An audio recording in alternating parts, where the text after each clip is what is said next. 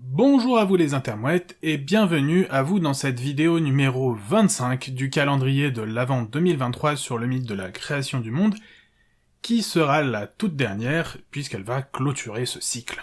N'hésitez pas à me laisser un petit commentaire pour me dire ce que vous pensez de la vidéo, et bien sûr je vous invite à liker, à vous abonner et à cliquer sur la cloche afin d'être informé des prochaines vidéos. Si jamais vous souhaitez aider la chaîne et que vous avez 1 ou 2 euros à dépenser, vous pouvez toujours faire un don sur ma cagnotte Tipeee ou sur mon Patreon. Bien sûr, c'est totalement facultatif. Sur ce, commençons. Je tiens avant tout à vous remercier pour tous les échanges que nous avons eus pendant toutes ces vidéos, mais également je ne peux pas vous laisser partir sans me faire un petit plaisir. Puisque j'ai commencé avec les mythologies sumériennes et babyloniennes, je voudrais prendre un petit peu de temps pour vous parler de quelque chose qui me titille depuis le début, parler de Pazuzu. Alors si le nom peut faire rire, Pazuzu est en réalité un démon de la mythologie assyrienne, que l'on retrouve donc dans toutes les mythologies du coin à différentes époques.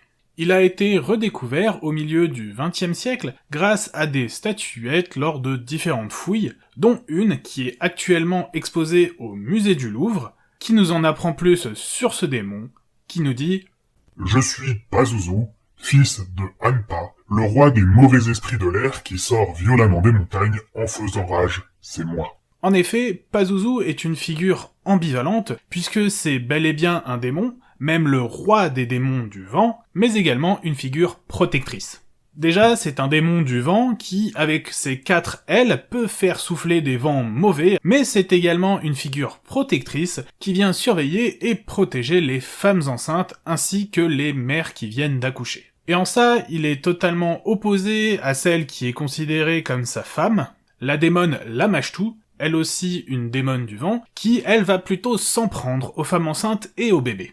Bon, je ne vais pas rentrer dans les détails de toute la mythologie autour de ces divinités, néanmoins, ce qui est intéressant et important à mes yeux, c'est que ce démon a fini avec le temps par se faire une place dans la culture populaire. Déjà, il est popularisé par le film L'Exorciste, et bien que son nom ne soit pas prononcé pendant tout le film, c'est bien le démon Pazuzu qui est à la base de la possession de la petite Regan, ou Régine en français dans les traductions de l'époque. Régine? Oh mon Dieu, chérie. Chérie, qu'est-ce que tu as? Et du coup, bien que le nom du démon ne soit pas prononcé comme je l'ai précisé, le maquillage appliqué sur l'actrice, Linda Blair, va petit à petit essayer de faire coller ses traits avec ceux du démon, à savoir des babines retroussées pour laisser apparaître les dents, et normalement le démon est censé avoir des yeux qui sortent de leur orbite, mais vu que c'était pas faisable, le maquillage a tenté de faire diminuer toute la surface autour des yeux pour bien faire ressortir ces derniers. Mais également un des autres médias où j'ai pu redécouvrir Pazuzu, et qui m'a beaucoup fait plaisir, c'est la série Futurama.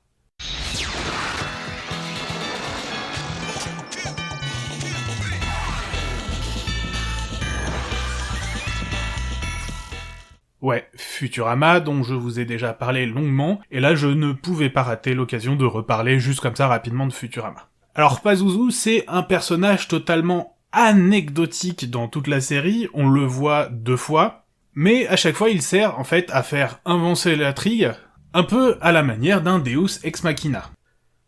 La première fois que Pazuzu apparaît dans la série, c'est dans l'épisode 9 de la saison 4, nommé Teenage Mutant Leela's Hurdle, qui s'appelle en français Un sacré coup de jeune, mais qui perd la référence aux Tortues Ninja au passage, où l'on voit au tout début de l'épisode le monstre s'enfuir. Pazuzu, you ungrateful gargoyle! I put you through college, and this is how you repay me? Et qui revient comme un magnifique Deus Ex Machina à la fin de l'épisode pour sauver le professeur Farnsworth qui est tombé dans une fontaine pour faire vieillir. Le démon n'hésite pas à plonger pour sauver le professeur,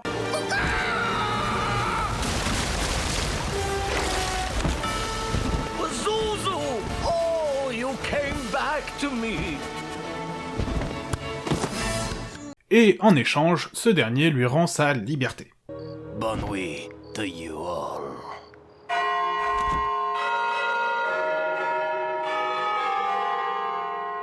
On le retrouvera à la saison suivante, dans le deuxième film, intitulé The Beast with a Billion Backs, traduit en français par Le monstre aux milliards de tentacules, où là encore, le démon apparaît tel un Deus Ex Machina pour faire sortir le professeur Farnsworth qui est en prison, Pazuzu! pendant que celui-ci se promène dans la cour. En dehors de ça, on ne le reverra pas.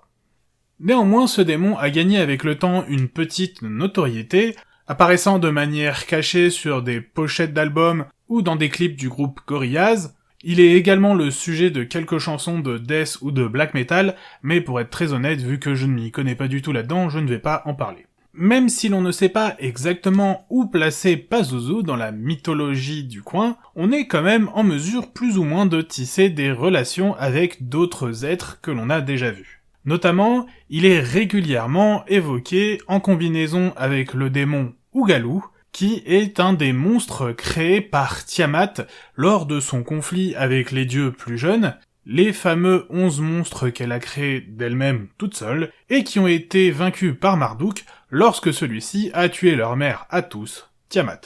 En tant que roi des démons et démon du vent mauvais, il est également à la tête des Lilou, Dallas Multipass.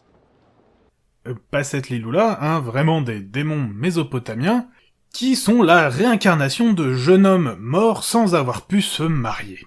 Et justement, d'après certains récits, le fameux Gilgamesh de l'épopée de Gilgamesh aurait pour père un Lilou, dont on n'a pas plus d'informations.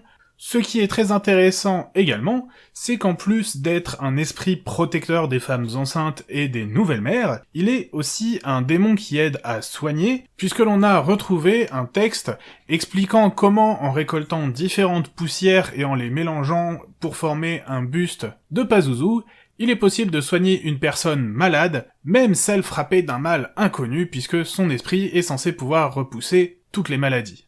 Ce qui est plutôt ironique quand on sait que c'est censé être lui qui est en possession du corps de la petite Régine Regan dans L'Exorciste.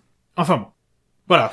Je vais arrêter là, je voulais juste me faire mon petit plaisir et vous parler de Futurama un peu plus, et avec le panthéon sumérien et babylonien, bah forcément, je ne pouvais pas m'empêcher de parler de Pazuzu, et donc de Futurama. Je vais donc vous laisser là-dessus, je vous souhaite une bonne année, puisque ça va bientôt arriver, et je vous dis à bientôt, normalement dans 2 semaines, pour une vidéo qui sera un peu spéciale puisque je vais avoir une annonce à vous faire. Et après cette vidéo spéciale, je reprendrai plus ou moins les vidéos habituelles.